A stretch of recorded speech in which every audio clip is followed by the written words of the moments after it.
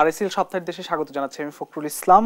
আজ আন্তর্জাতিক গুম প্রতিরোধ দিবস। এই শিরোনাম আমরা কথা বলবো। স্টুডিওতে তিনজন অতিথি আছেন আলোচনা এবং বিশ্লেষণের জন্য। সরাসরি তাদেরকে পরিচয় করাতে চাই।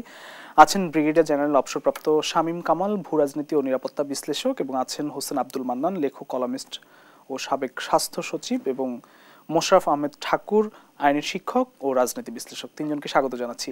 আমরা সরাসরি আজকে যেহেতু গুম প্রতিরোধ দিবস, বাংলাদেশও জাতিসংঘের শীর্ষ সনদে স্বাক্ষর করেছে, আমরা একটু সরাসরি মোশাররফ আহমেদ ঠাকুর আপনার কাছে যেতে চাই। আপনি বিএনপি নেতা এবং আমরা দেখেছি যে গত 16 বছর বিএনপি বিরোধী দলের ভূমিকা পালন করেছে এবং তাদের অনেক নেতাকর্মী গুমের শিকার হয়েছেন, অনেক নির্যাতনের শিকার হয়েছে। গুম আসলে কেন ঘটেছে বা রাষ্ট্রীয় পৃষ্ঠপোষকতায় যে গুমগুলো ঘটেছে বা আপনার যে অভিজ্ঞতা সেগুলো একটু জানতে চাই।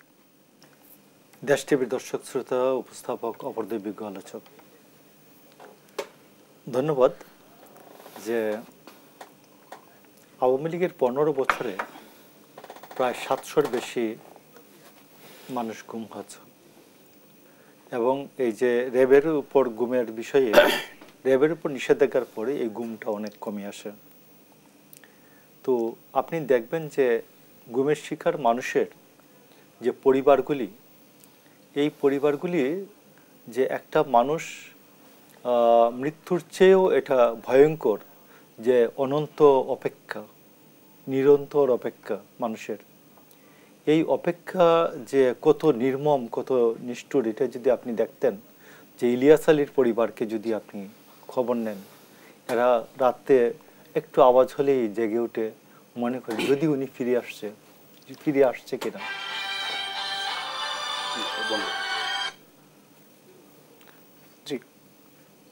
ফিরে আসছে কিনা। তো এই যে বিষয়টা, এটা যে কত নির্মম, এবং আইনমন্ত্রী এদের সাথে নির্মম রসিকতা করেছেন এবং প্রত্যেকবারই উনি বলেছেন এরা পালিয়ে গেছে, এরা মামলার ভয়ে পালিয়ে আছে, এরা ভূমধ্য সাগরীকে ডুবে মরেছে। এই নিষ্ঠুর রসিকতার প্রশ্নে আইনমন্ত্রী, আইন শৃঙ্খলা বাহিনীর হাতে আছে। ওরা কোথায় পালিয়ে আছে, উনি কোথায় কি কি জানেন, তার এই বিষয়ে ইন্টারগেশন করার জন্য আমি আপনার মাধ্যমে আমি আইন শৃঙ্খলা বাহিনীর কাছে অনুরোধ জানাচ্ছি, এই সম্পর্কে যে এরা যে পালিয়ে আছে, কোথায় পালিয়ে আছে, এটা যেন একটু জানে, তাহলে আমরা একটু উপকৃত হই। আরেকটা হচ্ছে যে গুম বিষয়ক প্রটোকলে আমরা এতদিন সই করলাম না কেন, আন্তর্জাতিক সনদে আমরা সই করলাম না কেন? বিগত সরকার করেননি, বিগত সরকার করে নাই। এর অর্থটাই হচ্ছে সে এইটার সাথে এনফোর্স ডিসঅ্যাপিয়ারেন্সের সাথে তার সংযোগ ছিল। এবং আপনি এই যে স্বাধীনতার এই 54 বছরে আয়নাগর বা মানুষকে, আপনি তো এখন প্রতিদিনই টেলিভিশনে, বিভিন্ন টেলিভিশনে আসছে যে কেউ 94 দিন, কেউ এইভাবে 94 দিন, 100 দিন এইভাবে মানুষরা আয়নাগরে ছিল এবং কেউ ছাড়া পেয়েছে, কেউ ছাড়া পাই নাই। এবং প্রায় 90% মানুষেরই কোনো গুমের শিকার, 90% মানুষেরই কোনো সে খবর নাই। এই বিষয়টাকে আমি মনে করি যে গভর্নমেন্ট, এখন যারা আমাদের ইন্টারিম গভর্নমেন্ট আছেন, এরা এটাকে সিরিয়াসলি নজর দেবেন। যেহেতু আমরা গুম বিষয়ক প্রটোকলে স্বাক্ষর করেছি, আমি মনে করি যে এটা আন্তর্জাতিক তদন্ত হতে পারে, আন্তর্জাতিক সংস্থার মাধ্যমে তদন্ত হতে পারে, এবং আমরা বাংলাদেশের তদন্ত হতে পারে। এবং এই গুমটা আমি মনে করি যে আমাদের আইসিটি যেটা আছে, মানবতা বিরোধী অপরাধ আদালত, এই মানবতা বিরোধী অপরাধ আদালতে এটা বিচার করা যায় কিনা, এটা আমরা সবার কাছে আমি বলবো, যারা আইন বিষয়ে গবেষণা করছেন গুমের আইন নিয়ে, এরা যদি এটা আলোচনা করেন যে আন্তর্জাতিক মানবাধিকার বিরোধী বা আন্তর্জাতিক অপরাধ ট্রাইব্যুনালে এটার জন্য বিচার করা যায় কিনা, ভেবে দেখা দরকার। অসংখ্য ধন্যবাদ আপনাকে। আমি একটু ব্রিগেডিয়ার জেনারেল অবসরপ্রাপ্ত শামীম কামাল আপনার কাছে আসতে চাই। আসলে গত 15 বছরে যে এনজিও বা বিভিন্ন সংস্থার হিসেবে 700-র বেশি গুম হয়েছে বলা হচ্ছে এবং 150 জন কিন্তু এখনো নিখোঁজ, তাদেরকে কোনো খোঁজ পাওয়া যায়নি। যে বিভৎস যে ঘটনা, গুমের ঘটনা, এগুলো রাষ্ট্রীয় পৃষ্ঠপোষকতা হয়ে থাকে এমন অভিযোগ কিন্তু আছে। আসলে কিভাবে এটি বন্ধ করা যায় বা রাষ্ট্রযন্ত্রের ব্যবহার বন্ধ করা কিভাবে যায়, একটু যদি আপনি বলেন। ধন্যবাদ দেশ টিভিকে, ধন্যবাদ আজকের বিজ্ঞ সহ আলোচক বিন্দু। গুম যেটা আমরা আমাদের যে তথ্য উপাত্ত আছে, এই সংখ্যাটা খুবই উদ্বেগজনক এবং যেটা ভাই বললেন যে কেন এতদিন সরকার এই কনভেনশনটাকে সিগনেচার করে নাই, যেটা গতকালকে করলো আমাদের প্রধান উপদেষ্টা। তো এটাতে স্পষ্ট জিনিসটা যে এটার সাথে সরকার জড়িত। এখন দেখুন, এটা তো এক ধরনের ছায়া গণতন্ত্র। গণতন্ত্র গত 3টা নির্বাচন হয়েছে, নির্বাচন কীরকম হয়েছে না হয়েছে আমরা জানি। সুতরাং এই ছায়া গণতন্ত্রের মাধ্যমে যে 15 বছর ধরে সরকারটা আছে, এই সরকারটা ছিল, এই সরকার বৈধ সরকার বলা যাবে না, বিকজ যে পদ্ধতিতে ভোট হচ্ছে এটা কোনো ডেমোক্রেটিক প্রসেস নয়। তো সুতরাং যে একটা অন্যায়ভাবে একটা জিনিসকে এস্টাবলিশ করতে হলে কিছু আপনার দমন পীড়ন নির্যাতন গুম এটার অপরিহার্য ব্যাপার হয়ে দাঁড়িয়েছে। যারাই প্রতিবাদ করেছে তাদের রাজনৈতিক মতবাদের, তাদের চিন্তার, তাদের দলের, তারাই ওই গুমের শিকার হয়েছেন। সো এটাকে ডিপেন্ড, একটা রাষ্ট্র চাইলে, রাষ্ট্র যেরকম চাবে, যদি এটা ওয়েলফেয়ার স্টেট হতো তাহলে কিন্তু কোনোদিন এই গুম খুনের ব্যাপারগুলো দাঁড়াতো না। এমনকি প্রতিবেশী দেশ, আমাদের বৃহত্তম গণতান্ত্রিক দেশ ভারতেও এরকম গুম খুনের কোনো সিস্টেম নেই, বিকজ 5 বছর পর পর যে একটা নির্বাচন হয়, সেই নির্বাচনটাই তাদের বড় জবাবদিহি। এখানে যেহেতু জবাবদিহির কোনো মানে বালাই নাই, সুতরাং গুম খুন একটা বলতে পারেন যে ক্ষমতায় টিকে থাকার জন্য একটা অপরিহার্য অংশ, এটা করতেই হবে। ভবিষ্যতেও যদি বাংলাদেশের সরকার কিভাবে আসলে রাষ্ট্রযন্ত্রের ব্যবহার বন্ধ করা যায়, এই ধরনের অপকর্ম থেকে একই সঙ্গে কি ব্যবস্থা নেওয়া উচিত বলে সংক্ষেপে যদি একটু বলেন। রাষ্ট্রযন্ত্র তো এখানে দেখেন, একটা সরকার টিকে থাকতে হলে তার যে এলিমেন্টগুলি আছে, 3টা প্রধান অর্গান, বিচার বিভাগ, শাসন বিভাগ এবং আইন বিভাগ, এই 3টাকে কলুষিত করে, এগুলি তো হচ্ছে অর্গান, এগুলির মাধ্যমেই তার এই গুণ খুনের ব্যবস্থা করতে হবে। এছাড়া তো বুদ্ধি নেই, টিকে থাকতে পারবে না। যদি মনে করেন যে একটা গুণের সঠিক বিচার হতো, বা এটা যদি আন্তর্জাতিক আদালতে এটা যেত, বা এটা প্রমাণিত হতো, তাহলে সরকার তো বেকায়দায় পড়ে যেত। সুতরাং এটা রাষ্ট্রের যে আইন শৃঙ্খলা বাহিনী থেকে শুরু করে, বিচার ব্যবস্থা থেকে শুরু করে সব কিছুই এটার সাথে সম্পৃক্ত। এটা ডিপেন্ড করে যে একটা সরকার কিভাবে চাইবে তার দেশ কিভাবে পরিচালিত হবে তার উপরে। সুতরাং আমি মনে করি যে ইচ অ্যান্ড এভরি এলিমেন্ট, বাংলাদেশের গত 15 বছরে সকল সরকারি সংগঠন, অফিস, আদালত, দুর্নীতি, গুণ খুন ইত্যাদির সাথে, এগুলো তো এখন নিশ্চয়ই আমরা প্রত্যাশা করতে পারি যে রাষ্ট্র সংস্কারের দাবি নিয়ে যে সরকারটি গঠিত হলো অন্তর্বর্তীকালীন, তাদের কাছে তো নিশ্চয়ই আমরা এটা প্রত্যাশা করতে পারি। প্রত্যাশা তো আমরা করতেই পারি, কিন্তু কথা হচ্ছে যে এটা বাস্তবায়ন কতটুকু হবে, কিভাবে হবে, যে প্রতিক্রিয়াগুলি আমরা দেখতে পাচ্ছি সেগুলি যদি আমরা খুব খুব ভালো কোনো ইঙ্গিত কিন্তু দিচ্ছে না। সো আমরা এই জায়গাটায় একটু শঙ্কিত আসলে কোন দিকে যাচ্ছে দেশ। জি, আপনার কাছে আমি আসবো একটু, আমি যেতে চাই হোসেন আব্দুল মান্নান, আপনার কাছে একটু অন্য প্রসঙ্গে একটু যেতে চাই। আপনার কাছে রাষ্ট্র সংস্কারের কথা বলা হচ্ছে, রাজনীতি, রাষ্ট্র কাঠামো, নির্বাচন, নিশ্চয় এইসব সবকিছু আসলে সংস্কার প্রয়োজন বাংলাদেশে, যেসব দাবিগুলো এখন উঠছে ছাত্র জনতা সবার মধ্যে। সেই ক্ষেত্রে আসলে নির্বাচন পদ্ধতি নিয়ে আপনি এবং জনাব শামীম কামাল তিনিও একটি রিট করেছেন, আপনারা দুজনই আসলে সংস্কার আসলে প্রত্যাশা অনুযায়ী হবে বলে মনে করেন কিনা? ধন্যবাদ আপনাকে। আমি কথা বলার শুরুতেই আপনারা জানেন যে এই মুহূর্তে দেশে স্মরণকালের একটা ভয়াবহ বন্যা পরিস্থিতি বিরাজমান। লক্ষ লক্ষ মানুষ, আমি বলবো যে বন্যায় তারা আক্রান্ত এবং খুবই ক্ষতিগ্রস্ত, এবং ইতিমধ্যেই অসংখ্য মানুষ, জীবজন্তু ইতিমধ্যেই নিহত হয়েছে বন্যায়। আর আজকের পর্যন্ত পত্রিকাতে আমি যা দেখলাম, এতে দেখছি যে 52-53 জনের মতো মৃত্যুবরণ করেছে। আমি এই মৃত বন্যায় যে অকাল প্রয়াত যে মানুষগুলো, তাদের আত্মার মাগফিরাত কামনা করছি। আপনি যে প্রশ্নটা আমাকে করেছেন যে সংস্কার, এটা বলছেন যে সংস্কার, আর আমাদেরকে বলেছেন যে মামলা। আমি কিন্তু একটা মামলার বিষয়ে কথা বলতে চেয়েছিলাম। এটা হলো যেটা আপনি হয়তো আমাকে জানেন, এটা বলছেন যে আমরা একটা রিট করেছিলাম। এই রিটটা করেছিলাম যে প্রজাতন্ত্রের কর্মচারীরা অবসরে যাওয়ার পরে শুধুমাত্র আমাদের দেশেই 3 বছর তাকে অপেক্ষা করতে হবে, এরপরে নির্বাচনে অংশগ্রহণ করতে পারবে। এটা পৃথিবীর অন্য কোনো দেশে নেই। আমরা একটি মৌলিক অধিকারের প্রশ্নে আমরা রিট করেছিলাম মহামান্য আদালতে। এই রিটের প্রথম রিটকারী ব্রিগেডিয়ার শামীম কামাল, যিনি আমার বাম দিকে বসে আছেন, উনি অত্যন্ত সাহসী একজন মানুষ, যিনি চাকরি ছেড়ে দিয়েছিলেন। পদোন্নতি থেকে বঞ্চিত হওয়ার কারণে তাৎক্ষণিকভাবে তিনি চাকরি ছেড়ে দিয়েছিলেন।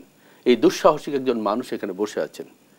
আর আমরা চাকরিতে অবসরের পরে কেন জাতীয় সংসদের নির্বাচনে অংশগ্রহণ করতে পারবো না, এই মৌলিক অধিকারের প্রশ্নে আমরা কিন্তু একটা রিট করেছিলাম। রিটটি আলটিমেটলি আমরা পাইনি। কেন পাইনি? কারণ সরকারি ব্যবস্থাতে তারা একমত ছিলেন না। এটা করেছিলেন 2007-08-এর তত্ত্বাবধায়ক সরকার। যে তত্ত্বাবধায়ক সরকার যে কাজটি করেছিলেন, যে 3 বছরের জন্য এরা বলছে যে সরকারি কর্মচারীরা অবসরের পরে 3 বছর তাদেরকে অপেক্ষা করতে হবে বাধ্যতামূলকভাবে। এটা তাদের একটা উদ্দেশ্য ছিল। নিশ্চয়ই তাদেরকে একটা মহৎ বা অমহৎ উদ্দেশ্য তাদের। আমার কাছে মনে হয়েছে, আমরা মনে করি যে তত্ত্বাবধায়ক সরকারের সেই উদ্দেশ্যটা মহৎ ছিল না, তাদের অন্য কোনো একটা চিন্তা ভাবনা ছিল। আমি আপনাকে আরেকটি কথা জানাতে চাই এর মাধ্যমে, যে তত্ত্বাবধায়ক সরকার ব্যবস্থাই কিন্তু বিগত সরকার বাতিল করে দেয়। বাতিল করে দিয়েছে কখন?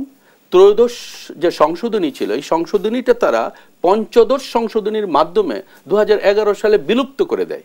তত্ত্বাবধায়ক সরকারের ব্যবস্থায় যেখানে বিলুপ্ত হয়ে যায়, কিন্তু এই 3 বছরের যে বার্ড দিয়ে রাখা হলো যে নির্বাচন করতে পারবে না, এইটা আমাদের কাছে মনে হয়েছে খুবই অযৌক্তিক, অমানবিক এবং মৌলিক অধিকারের পরিপন্থী। আমাদের সংবিধানে কিন্তু স্পষ্টভাবে বলা আছে, 27 অনুচ্ছেদে বলা আছে যে আইনের দৃষ্টিতে সকল নাগরিক সমান।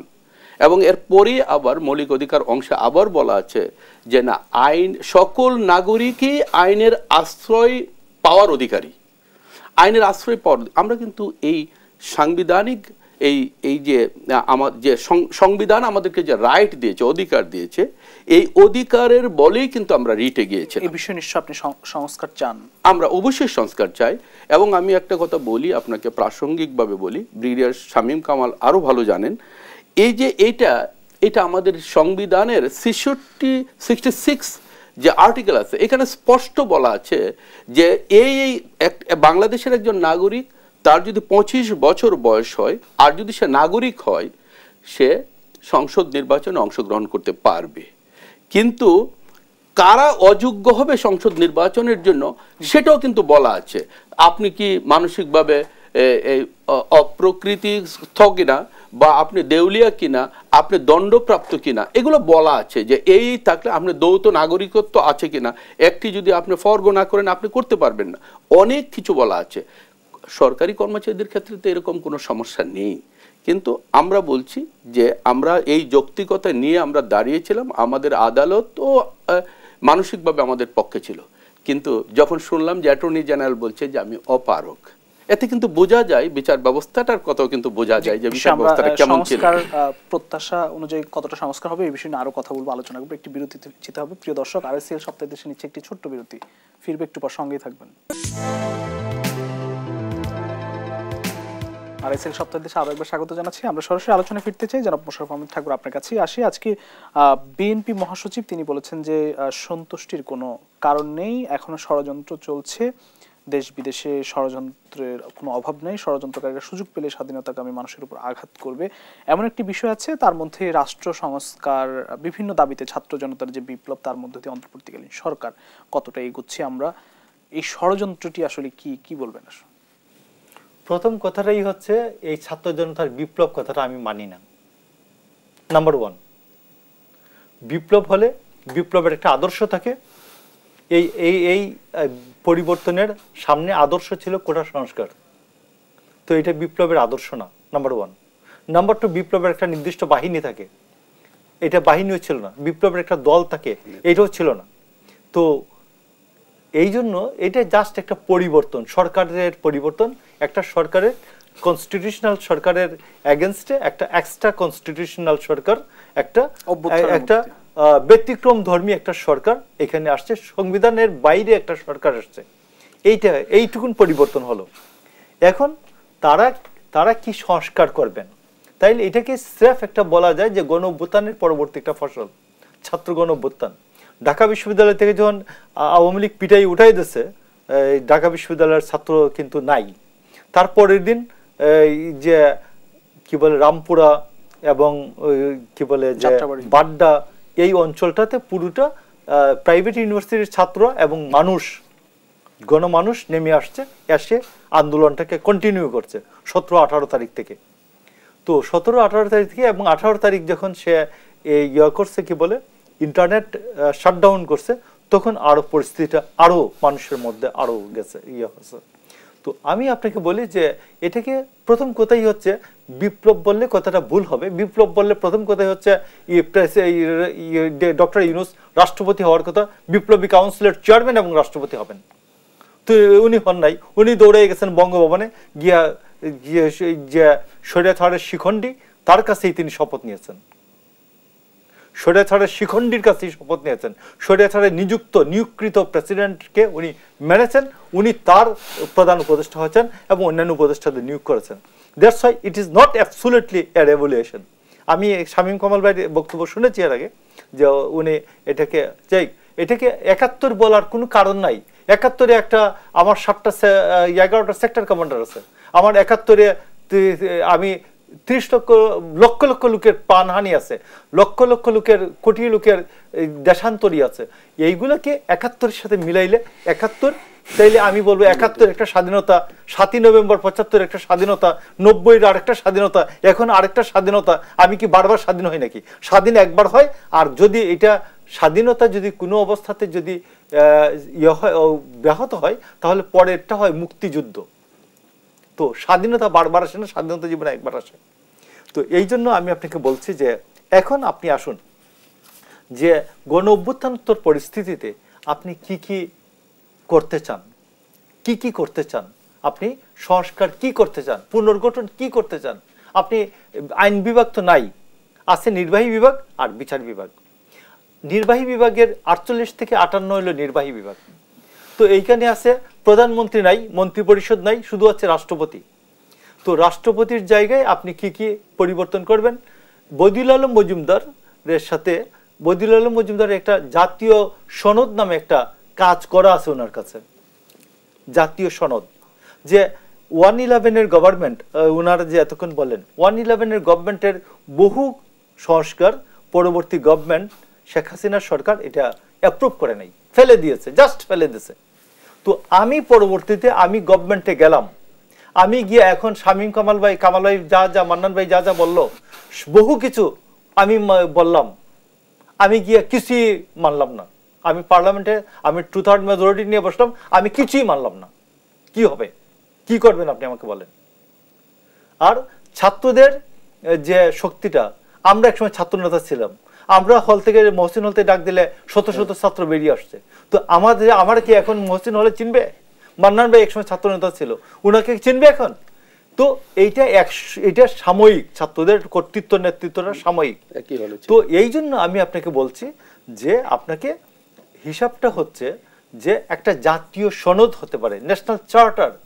সমস্ত রাজনৈতিক দলগুলি এই চার্টারে সই করবে যে আমরা যারাই ক্ষমতায় যাই এই চার্টারটা আমরা মেনে চলবো। It will be another interim constitution.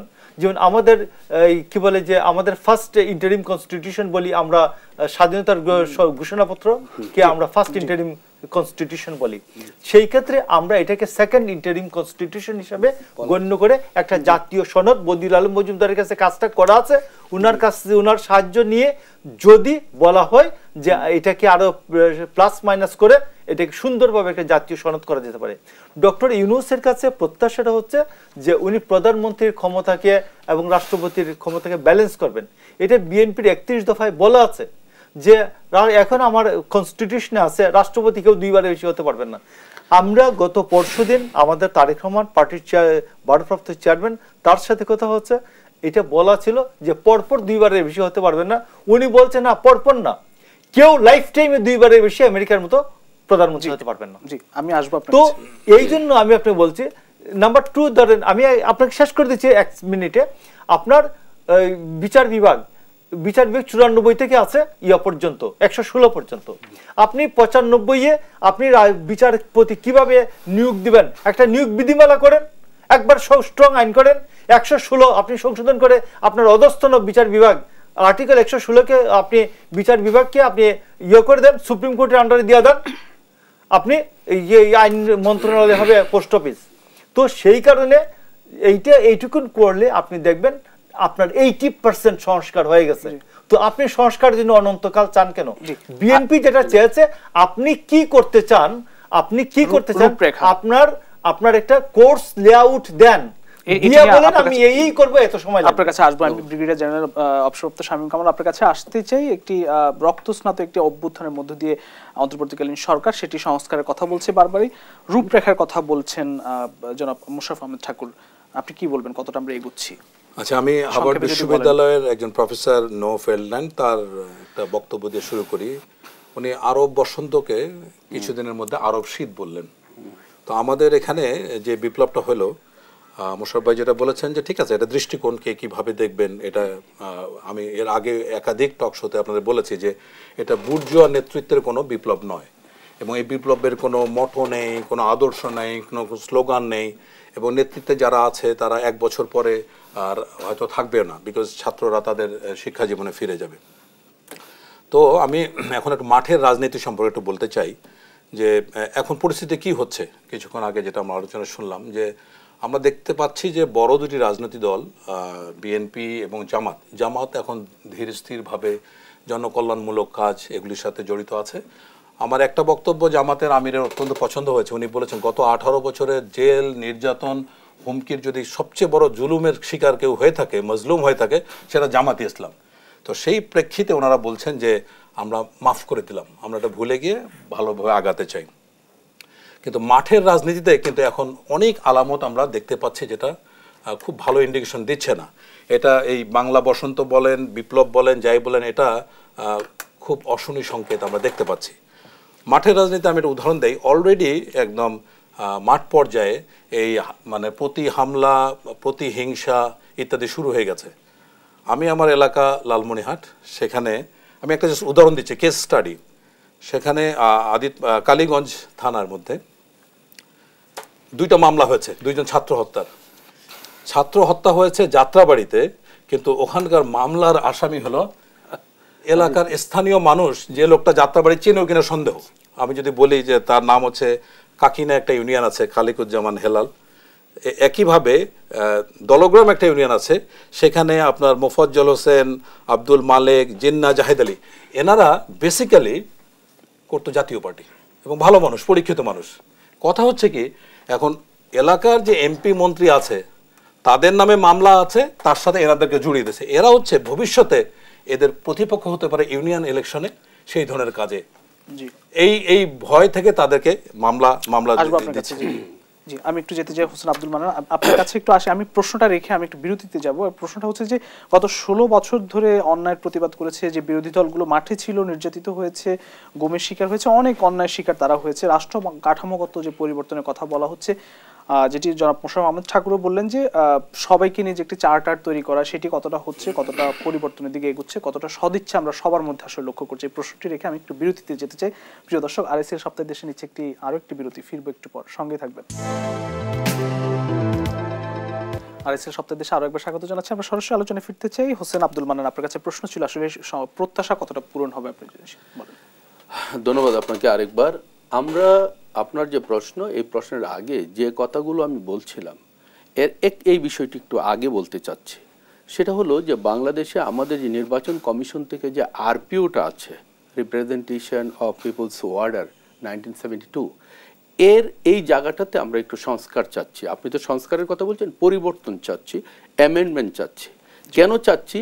যে এইটা যদি বহাল থাকে তাহলে সরকারি কর্মচারীরা অবসরের পরে তারা সরাসরি তাৎক্ষণিকভাবে নির্বাচনে অংশগ্রহণ করতে পারছে না, বিশেষ করে জাতীয় সংসদ নির্বাচনে। অন্যগুলোর জন্য কোনো বার নেই, শুধু এই সংস্কারটা খুবই জরুরি। আমরা চাচ্ছি, পৃথিবীর কোনো দেশে নাই। দেখেন, বাংলাদেশের মতো ভারতেও কিন্তু, ভারতের হাইকোর্টে তারা এরকম উপস্থাপন করেছিল যে সরকারি কর্মচারীদের রিটায়ারমেন্টের পরে কুলিং অফ পিরিয়ড, তারা বলছে কুলিং অফ পিরিয়ড, তারা বলছে যে 3 বছর, 4 বছর, 5 বছর, হোয়াট এভার ইট ইজ, তারা থাকবে, অবসরের পরে তারা অপেক্ষা করবে, এরপরে রাজনীতিতে প্রবেশ করবে। কিন্তু ভারতের হাইকোর্ট তাদের যে সংবিধানের 14 আর্টিকেলে তারা বলছে যেটা এটা মৌলিক অধিকারের শেষ পরিপন্থী, করতে হবে, জি। মৌলিক অধিকারের পরিপন্থী। ভারত এটা করেনি, বাংলাদেশ কেন করবে? এবং পৃথিবীর অন্য দেশও নাই। এটি নিশ্চয়ই আচ্ছা, সংস্কার আপনি ওকে, চান, আমরা এটা চাচ্ছি। ব্রিগেডিয়ার জেনারেল অবসরপ্রাপ্ত শামীম কামাল, শেষ কথা কি বলবেন, এক মিনিটে যদি শেষ করেন। আমি শেষ কথা বলতে চাচ্ছি যেটা, যে আসলে আমরা একটা অস্থির সময়ের ভিতরে দিয়ে পার হয়ে গেলাম। আবু সাইদ থেকে শুরু করে এত প্রাণের যে আমাদের বিনিময়ে যে স্বাধীনতা বলুক, বিপ্লব বলুক, অথবা অভ্যুত্থান বলুক, যেটাই বলুক না কেন, এটা কিন্তু বিফলে যাবে, আমরা হতাশ হয়ে যাব। আমি এখানে এখন সময় খুবই কম, এখন অন্তর্বর্তীকালীন সরকারকে কতটুকু সময় দেবে, 1 বছর 1.5 বছর, সংস্কারের জন্য যথেষ্ট সময় না। এক্ষেত্রে ফরাসি বিপ্লবের একটা উদাহরণ আমি দিতে চাই। টেনিস কোর্ট একটা ওথ হয়েছিল 20 জুন 1789 সালে, যেখানে সবাই একসাথে বসে বলেছিল যে যতক্ষণ পর্যন্ত সংবিধান চেঞ্জ না হবে, যতক্ষণ পর্যন্ত দেশের উন্নতি না হবে, ততক্ষণ পর্যন্ত আমরা এখান থেকে উঠবো না। এরকম একটা পদ্ধতিতে যেতে হবে। লাস্ট কথা হচ্ছে যে এখন আমাদের যাদেরকে ধরেছে বড় বড় ব্যবসায়ী, তাদেরকে দক্ষিণ কোরিয়া যেটা হয়েছিল, প্রেসিডেন্ট পার্ক চুং হিং, উনি সমস্ত বড় বড় ব্যবসায়ীদেরকে একটা হোটেলের মধ্যে রেখে বলেছিল 2 সপ্তাহের মধ্যে বাইরে যা টাকা পাঠিয়েছে সব নিয়ে আসো। তা আমাদের এখন সালমান এফ রহমান ধরা পড়েছে, এখন তাকে যদি আমরা জেল দেই, ফাঁসি দেই, তাতে কিন্তু আমাদের মানে লাভ খুব একটা হবে না, বরং যারা টাকা পাচার করেছে তাদেরকে এখন এক জায়গায় নিয়ে এসে মানে গান পয়েন্টে 5 স্টার হোটেলে রাখেন, সমস্ত টাকা ফেরত নিয়ে আসেন। অসংখ্য ধন্যবাদ আপনাকে। মোশাররফ আহমদ ঠাকুর, আপনার শেষ কথা জানতে চাই। আমি আপনাকে বলি, এইবারের যে নতুন একটা ডাইমেনশন, এটার নাম হচ্ছে বুকের ভিতর ভীষণ ঝড়, বুক পেতেছে গুলি কর। এটা গত 100 বছর ইতিহাসে হয় নাই। তো এইখানে আমি এইটা হলো একটা, আরেকটা হলো আমি মাঠের রাজনীতি সম্বন্ধে বলতে চাই। একটা পার্টি বলেছে আমরা মাফ করে দিলাম, আপনার কাছে মাফ চাইছে? আপনার কাছে মাফ চাই নাই।